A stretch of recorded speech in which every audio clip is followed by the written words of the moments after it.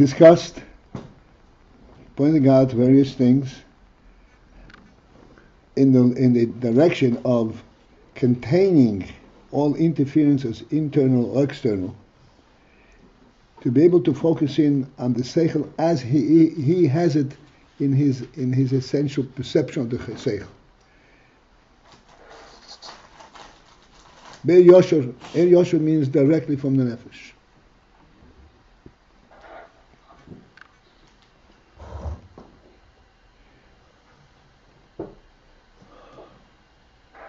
Despite the fact that there is also a benefit of having someone... One second, I'm turning it on.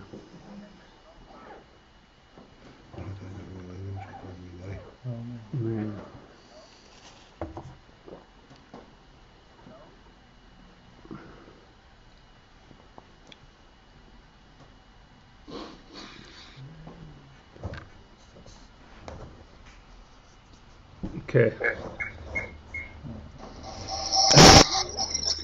Despite the fact that there is a benefit in having to transmit the seichel to someone else, with that brings out, it broadens the seichel and brings out a... Making all kinds of noises. So it's done now. You got an echo there. Okay.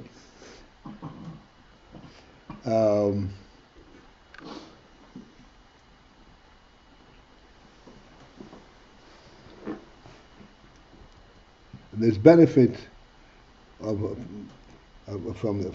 the existence of the Makabel and so forth. Nonetheless, to reach to the Nekuda of the Seichel, you have to have, especially to bring out a new Seichel or to a new concept, you have to have a consideration privately completely. Otherwise, it's mevalved, it's called. It disturbs. Doesn't allow you to see what you think you saw. 4 lines from the bottom. Pagam, and also further. Also, big day, in order to come to, and recognize and identify some haskalah chadasha, some new concept. A concept that one has not been exposed before, one has no experience with. Sorich li es halo as klei sichlei. This is something totally new. There has to be haloas, raising up, elevation of klei sichlei, of the kelim of his seichel.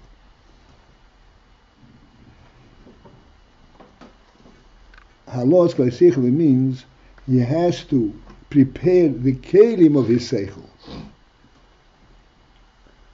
for a more subtle, to recognize a more subtle type of a seichel. Raise them up and tell them what you are used to, that is not the criterion for seichel. There's a new version, a new level of conceptualization. Since it is haskalah chadasha, you cannot revert back to prior experience.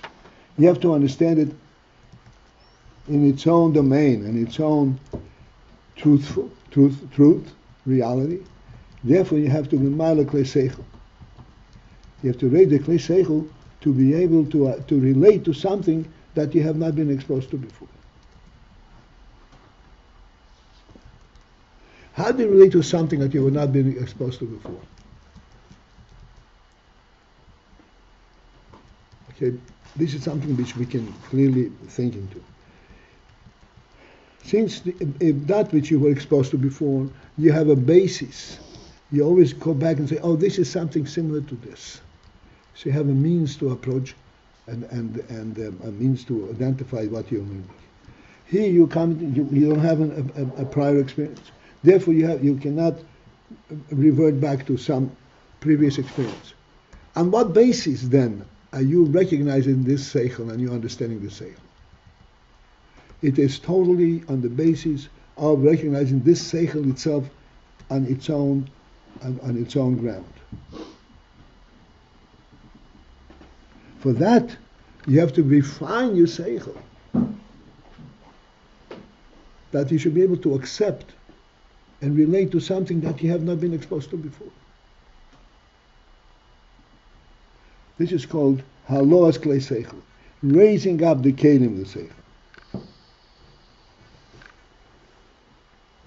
Because the kelim, the klei ha-sechel, the tendency of the kelim of sechel is,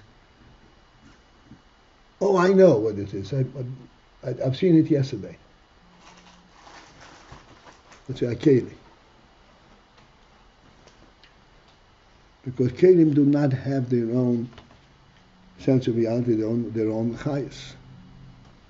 He has to bring the sechel, the klei sechel, but expose them, give them a new experience that they have not been experienced, they have not experienced before.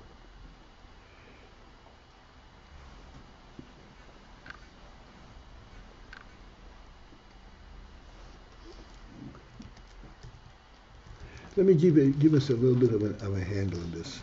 Halos klei sechli.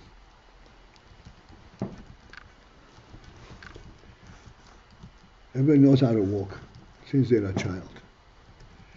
Walking, typically, the nature of walking is that you stand on one foot, with the other foot you are propelling yourself, pushing yourself off from the ground. In other words, friction is a principal element in walking.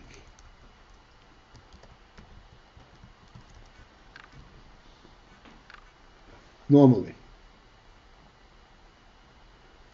If you're walking on ice, really ice and something that is extremely slippery, if you're going to use friction as a means of propelling yourself, you're going to fall.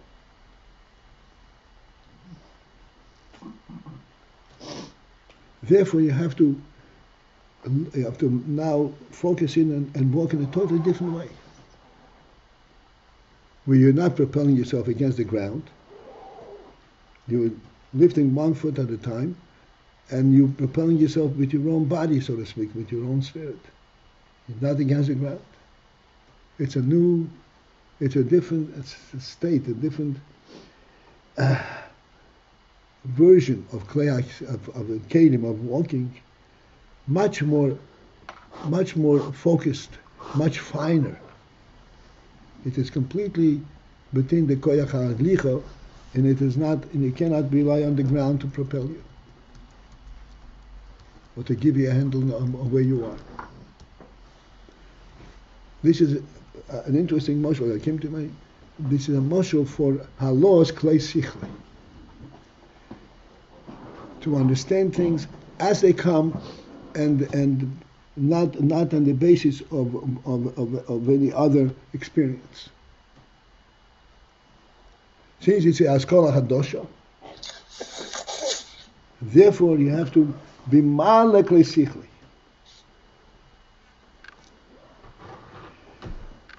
V'hu inyan,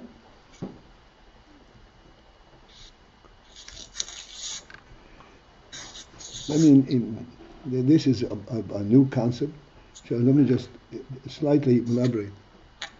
One of the problems with the halos klei sechli is that our tendency is that if I cannot correlate to some previous experience, I just dismiss it. You don't know what you're talking about.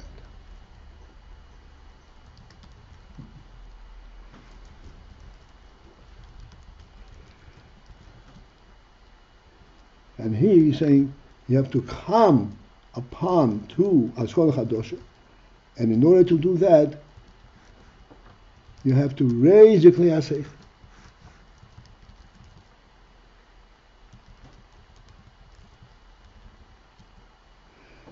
Let's continue. V'hu inyan. This is the principle that the Gemara mentions. Yishtoi meim kishoa choda.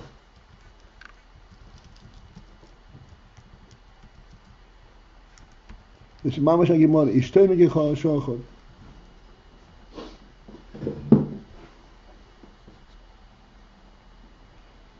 He has a Maramok over here. I can't. This is 43. Daniel. Means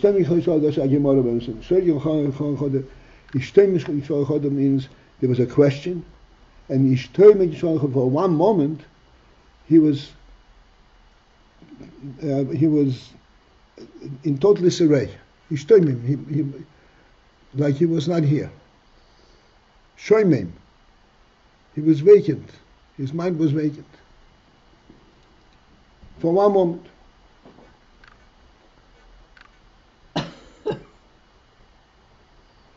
What is this? How is this a participant? How is this help to understand this new Haskalah? The answer is, beheder his pastos, where his sechel and his conscious thought process is beheder his pastos, is not functioning. Adarabah, to the contrary. Bibchinas aliyah davko. His klei haseichel bibchinas aliyah davko. He's going up to a level and to a sense that beyond his understanding. What can this possibly mean?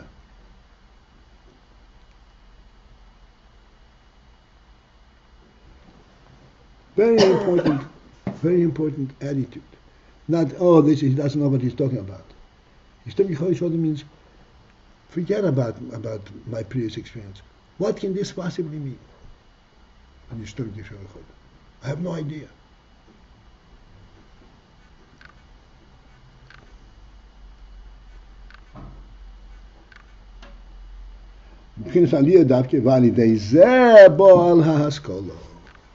Thereby, he comes, which means he reaches in and his sechel al haskalah is able to recognize and relate to this haskalah.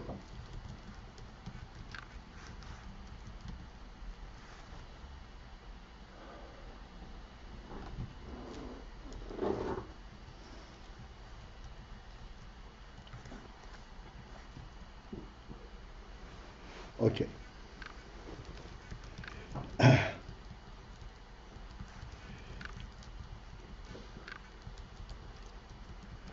V'teva making the gadlus.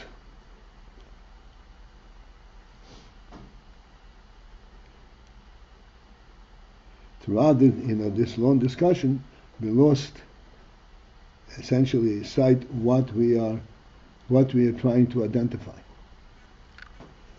Identify the difference between moichin and midos.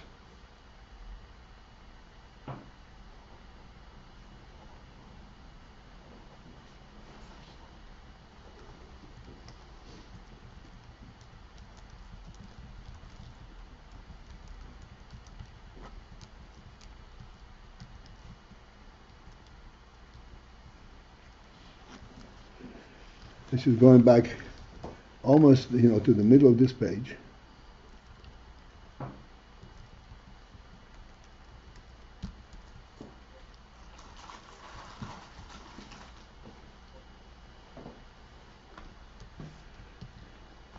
Right underneath the line is below the pay aleph marker. At the end of that line, it says, "Yodua hahefresh b'meichen limidos."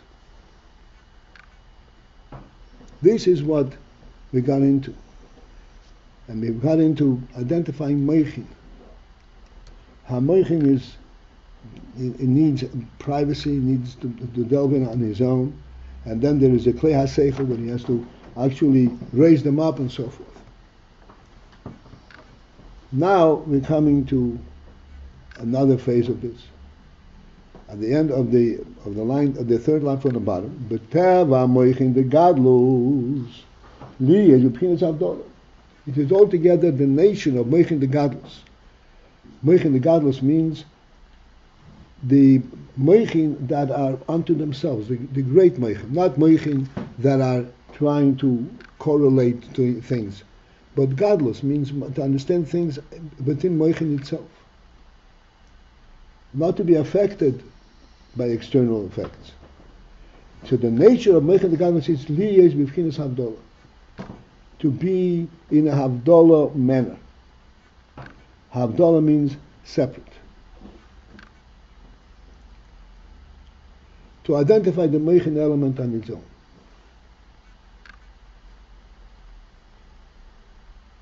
Ve'ein ze inye hadbol. But this is not to be misinterpreted. Since he is unto himself, it's separate, therefore it means that he is aloof. He considers himself higher than the others. This is not the inyan of Hagbal, of being above and elevated. The gam mishu onov be'etzem, because even one who is in essence an onov, humble, mekom mokoim, yet still mitzad teva hamoichin hu behavdol. Due to the nature of moichin, he is behavdolah. He is he tends to be separate. Sheine misare v'mazulas. He does not interrelate and mix with hazulas with someone else.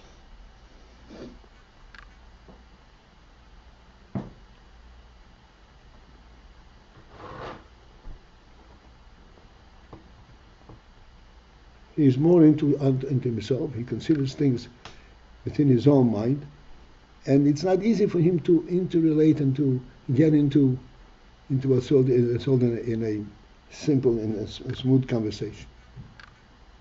And this is true in the Meichen aspect. Shehein le'atzmoi dafko. That Meichen and le'atzmoi dafko are specifically and intentionally limited to.